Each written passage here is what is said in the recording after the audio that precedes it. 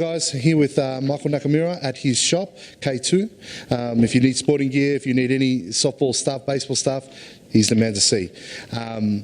He's a two-time Olympian with the Australian baseball team, played in the US, Minnesota Twins, was that right? Yeah, the Twins and the Blue Jays. Yeah, and played overseas in Japan for, how many years was that? 8 years. 8 years, wow. Wow, what a career, awesome.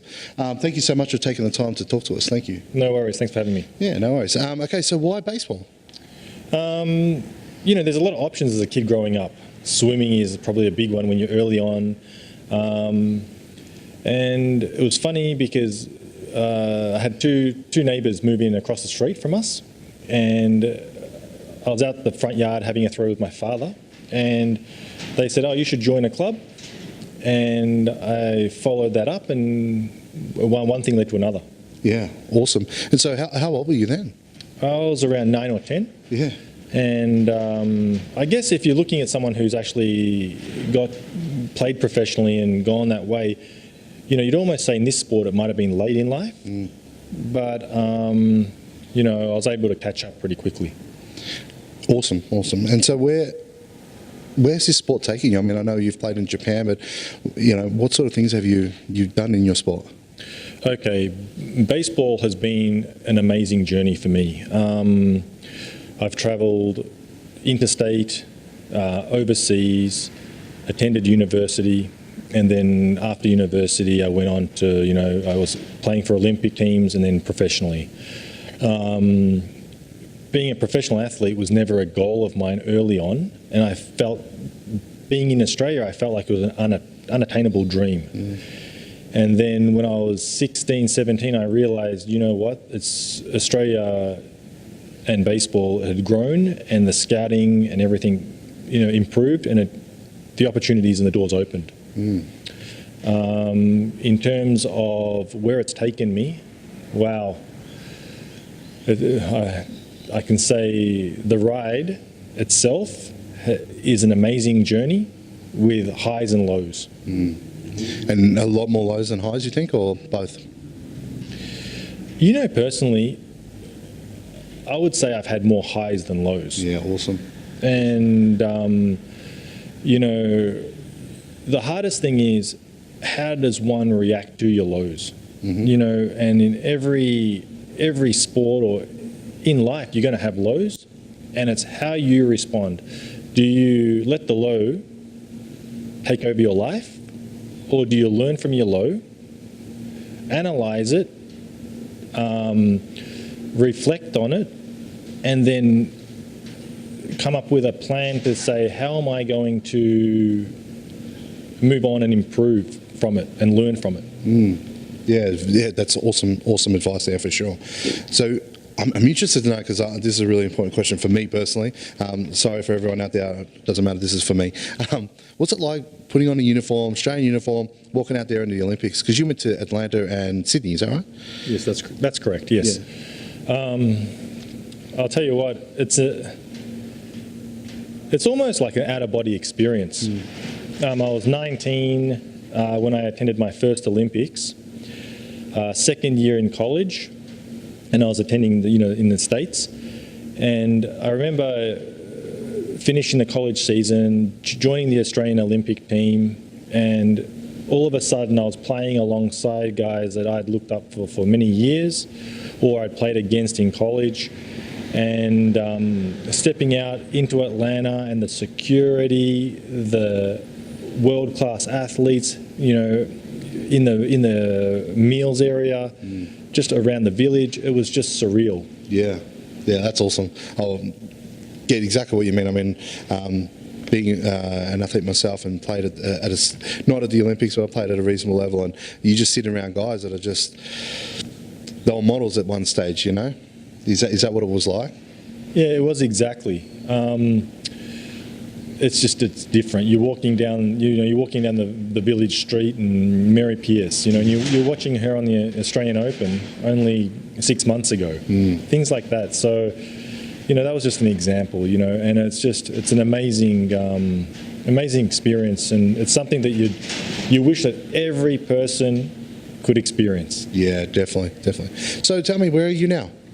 Okay, I'm based back in Melbourne, running obviously the baseball, softball business. I'm semi-retired, so I was very fortunate to have a very, I say, a long run professionally, total 15 years.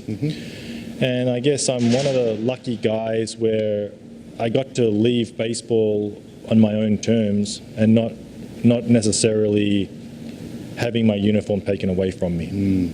Yeah, like so many athletes in general, not just baseball, so they have that, don't they? Yeah, it's terrible. Like, obviously, throughout my career, I did get taken off the roster with the Minnesota Twins, and I did get taken off the roster with the Blue Jays, and then, you know, you're always evolving and always moving on in your career.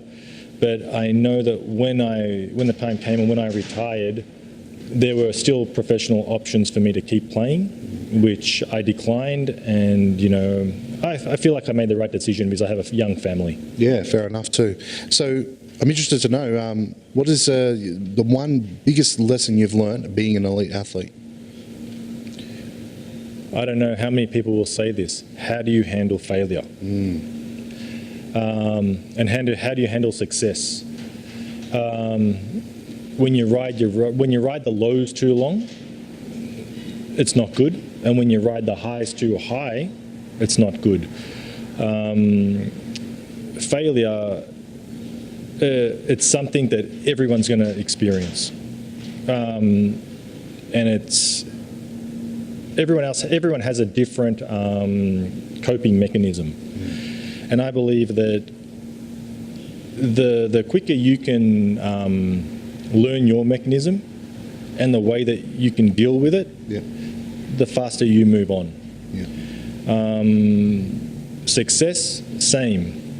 If you ride the highs too high and you think that you're above the game or above your sport, you come crashing down, and I think you'll burn a lot of bridges, and the high, actually looking back on it in life, will become a low.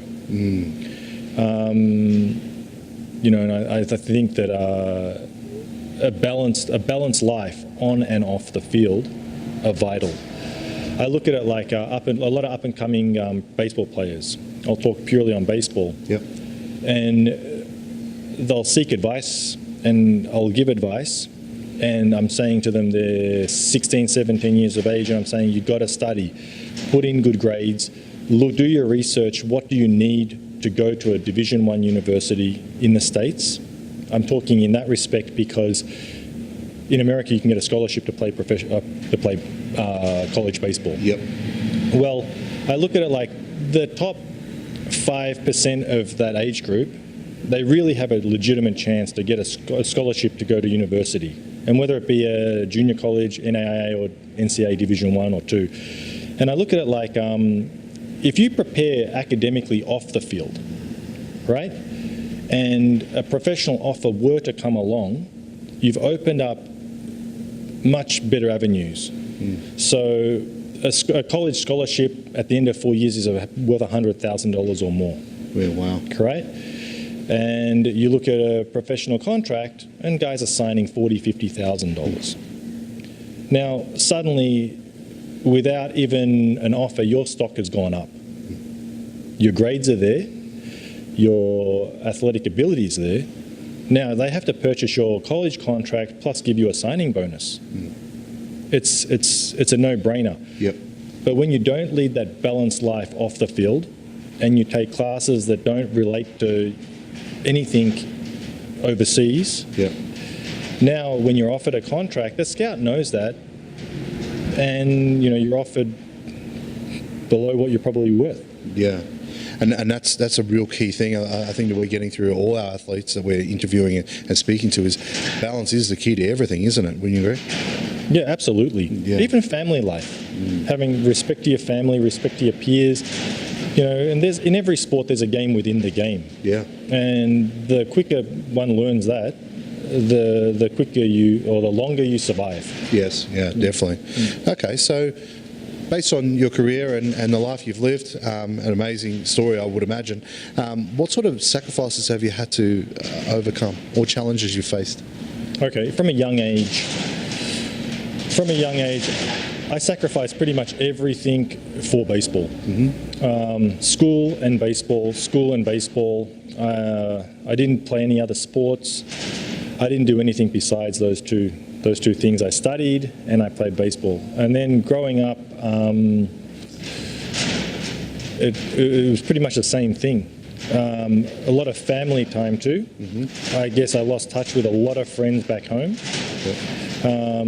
Because when you begin the journey, life has to become a little bit selfish. Every professional athlete has to look out for themselves at one point, because you're straddling such a fine line that you can go either way. Yeah.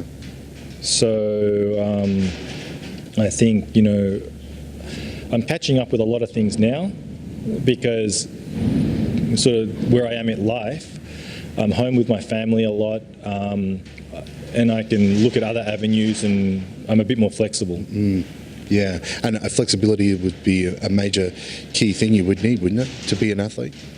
Absolutely, yeah. You have to be flexible in the situation that you're given, and I think that going back to the sacrifices, all that hard work, all the dedication early on, allowed me now later in life to sit back and not have, maybe you could say, the stress that if I hadn't have been dedicated, that I would have been put under at the age of 23, 24, maybe out of the game. Yeah, definitely. Okay, well, based on what we've got here, what are we up to? Role models and mentors. What role models and mentors have you had, and what have they given you? Role models, you know, I'd have to say my parents. Okay. There's a video just out just now, actually, with you pitching away with your old man out there catching away. That's awesome. Yeah. How old is your old man? He's in his 60s. Yeah, in his 60s, early 60s. Wow. Yeah, Awesome. Now, like, I think behind every good athlete, there's a strong family or family support. You know, there's a lot of sacrifices that your family has to make in order for you to be successful. You know, the family doesn't go on family holidays. Everything revolves around driving you to training, driving you to games, making sure your food is done, making sure your homework's up to date, everything like that. And I think my father and mother did an exceptional job. You know, my mother took me to countless training sessions. My father did hours upon hours upon hours of training with me. And I think that is the key to my success, because without my family, there's no way I could have gotten to where I got. And I think even when I was in the major leagues, whether it be in the US or Japan, and they're watching me on TV, and I'd say, hey, how did my game look? What was wrong? And to get an honest opinion, and somebody who knows your mechanics, knows what you're doing, understands you, it's priceless. You know, a pitching coach, they understand you, but a lot of them, you only touch base with a pitching coach for 1 or 2 seasons, and that's a short period of life in a professional athlete's career. Yeah, definitely. And I think my parents would be my number one. Then obviously my wife. Yeah. I was fortunate enough to meet my wife when I was 19. Yeah, wow. And she's gone through the ringers and the ride with me. And you know, there's a lot of times when, you know, your wife has to be even, I guess, you know, even keel. Like, she has to put up with you when you've had a horrible day, and then when you've had a wonderful day. And to put up with a professional athlete through their highs and lows, it takes an exceptionally strong person. And I think that's another massive key to my success. Yeah, well, so that support, that family nucleus that you've had to support you your whole life, has made a massive difference, a massive impact in your life. Yeah, and I have a look at, like, a lot of my ex-teammates that I've come along with. The ones that do have very strong family support last longer And how can I say, when we're going back to the highs and lows, they have that support to overcome the low a lot quicker. So if you're looking at your trough, a career goes high and low, Yep. the steeper those angles, the shorter your career is going to be. The more even that you can keep your career, the longer it's going to be. And I'm talking about an average professional athlete. The superstars are superstars, and they've got abilities that I'd never get to. Yeah, yeah. And they're kind of born with that, aren't they? Yeah, it's just genetically. So even if you didn't have family, their skill sets are so above the average person that they can get away with a lot more. Unlike myself, I had to work hard at every single level, and I think it helps me relate as a coach now, because I was always the smallest guy on a team. I always had to work, I think, harder than the guys on the team. And by doing that, I can relate to juniors, and I can understand the frustrations and how they feel, and I can explain how to work on things, because I myself had to work that way. Yeah, and that's huge. That's a really huge point. It's not going to be handed to you, is it? And you've got to work hard for your stuff. If you want to make it anywhere, you're going to have to work hard. And even if you are a superstar, you're still going to have to work hard, aren't you? Absolutely, yes. I'm not saying like superstars don't work hard. Yeah, no. Not at all. And you'll be surprised that the superstars work just as hard as the guys that are working as hard as they can just to hold on, or maybe harder. It's just hard work. If you want to be successful in professional sport, there's no easy way to say it.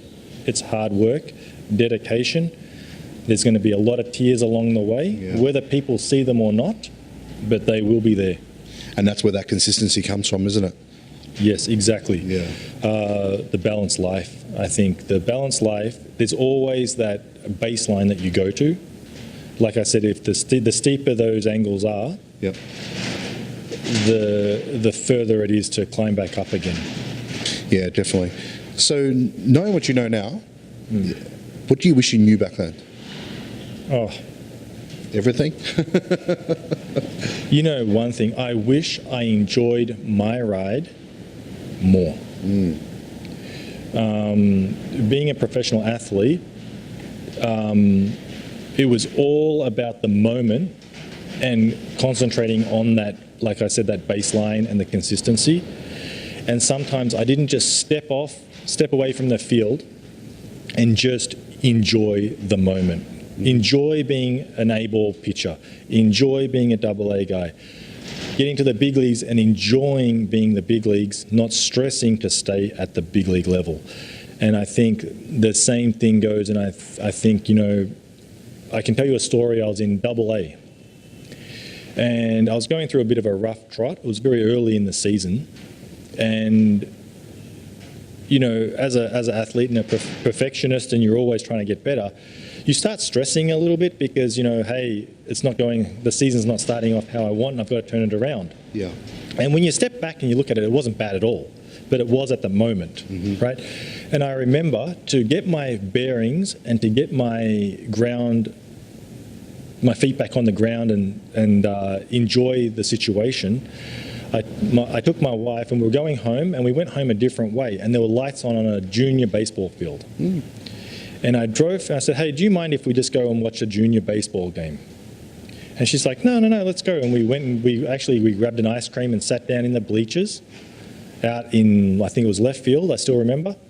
Parked the car, and we just sat there and watched the game. And we watched about, 4 or 5 innings of this junior baseball game. It was just a local game.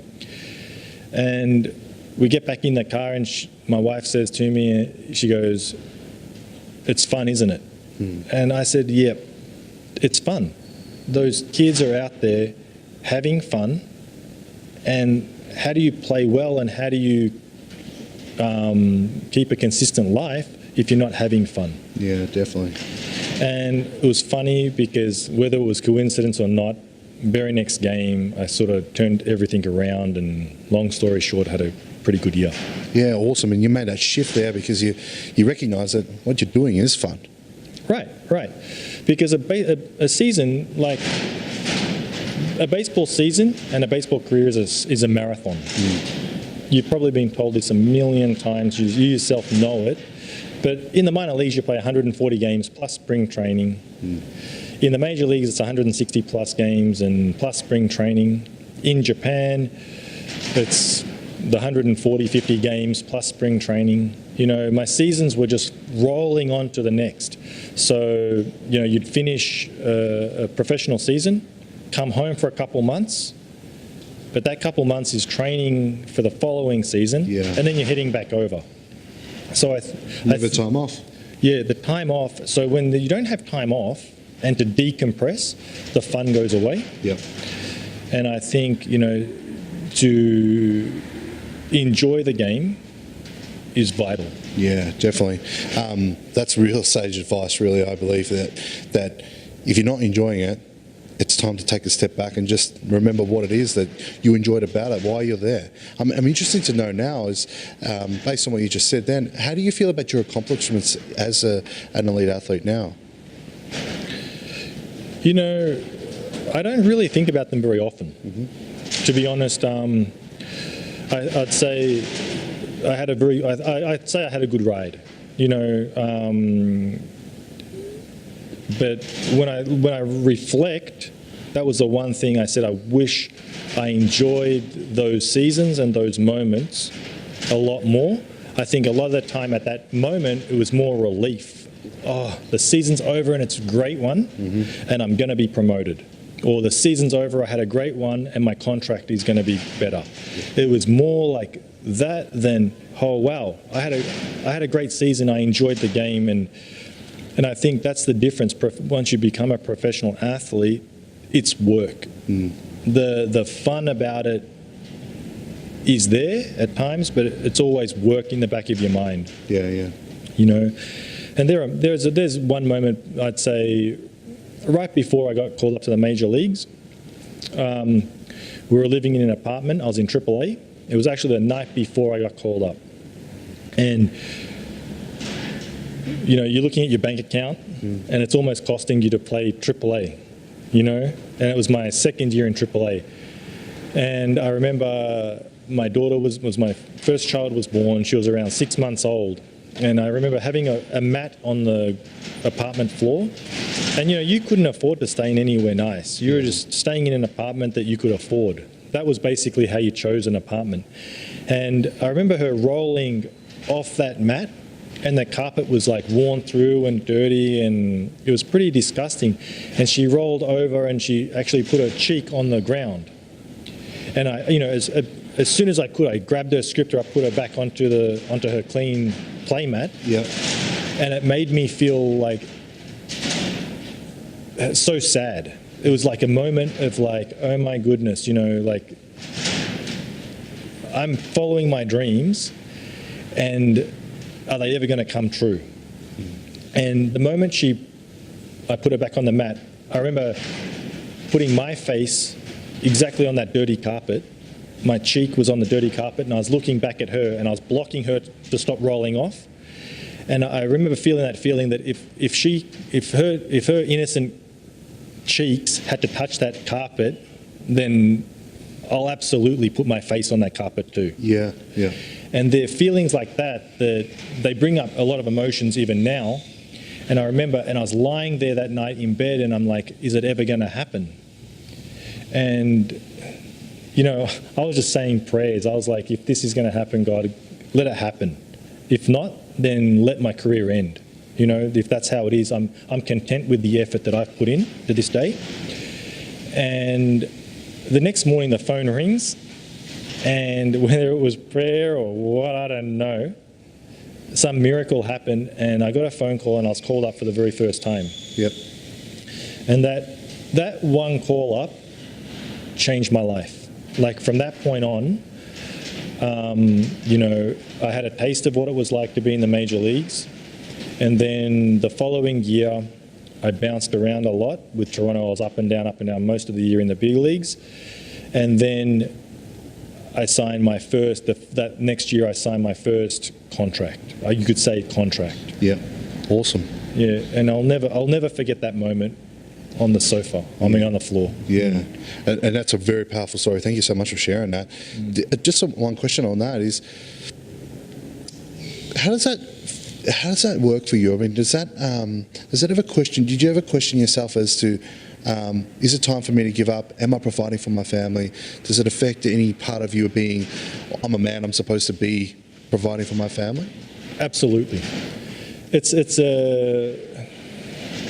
When I signed, it was my wife and myself. Yep. We weren't married yet, so it was a fiance/girlfriend, and you're young, 20, 21 years old, and there's no obligation. You know, mum and dad have supported you sort of the whole way. And then all of a sudden, 4 or 5 years in, you realize that this is a business. Yeah. And I've got to play the game within the game, and somehow I've got to get to the major leagues. That's it. I've got to get to the major leagues. There was no, can I get to the major leagues? Will I get to the major? My whole focus was, I've got to get to the major leagues, and it drove me. Mm-hmm. You know, and those moments like that, you come home and it's, you don't question your desire or your passion or your will to get to the major leagues. You question, is it worth it, and am I doing the right thing? Yeah. I didn't ever doubt myself, although if you have a look at me, I'm 5'11", right-hand pitcher. 90% of people doubt it. Yeah. You know? But I never lost self-doubt.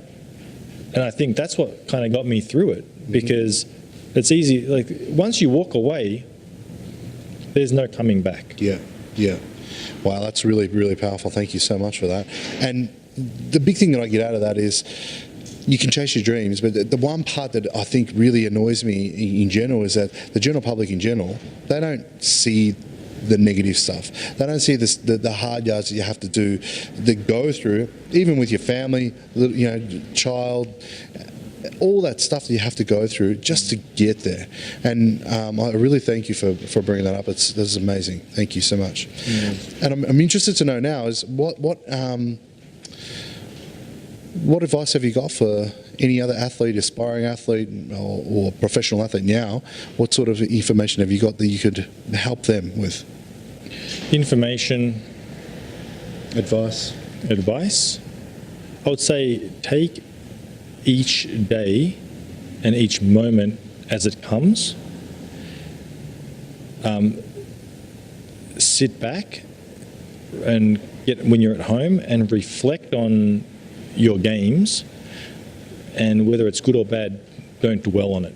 Yep. I would say reflect, and a thing that I did was I always kept a diary. Interesting. I forced my academy children to keep a diary, and I know that some will continue to do it, some won't, and where their paths lead them, I don't know, but keeping a diary helped me get my thoughts down onto pen and paper and out of my mind. Mm-hmm. So for me, I would go out and do my training. If I did a training session, I would go do my training session, write down, not necessarily, well, I did 3 sets of 10. Yeah. I would write down how I emotionally and mentally felt. Yeah. Then, during the season, when things go rough, whether you be a track runner, whether you be a tennis player, golfer, every sport is mentally exhausting. Mm. Then I would go back to my diary, look at it and go, how did I overcome that feeling when I did it 6 months ago? Mm. And I think it's vital, you know, and I kind of got this from golfers. It sounds kind of crazy, but you have a look at golf and it's like, what separates the best from the best? It's mental. Yep. You know, you look at the course and everyone's under par, but why are the guys just consistently, even with a shorter drive, Yep. And I look at it like mental consistency, and they write down what they write, clubs, strokes, things like that. They must write down how they mentally feel and how their approach is. And I took it and made it my own way for baseball. Yeah, yeah.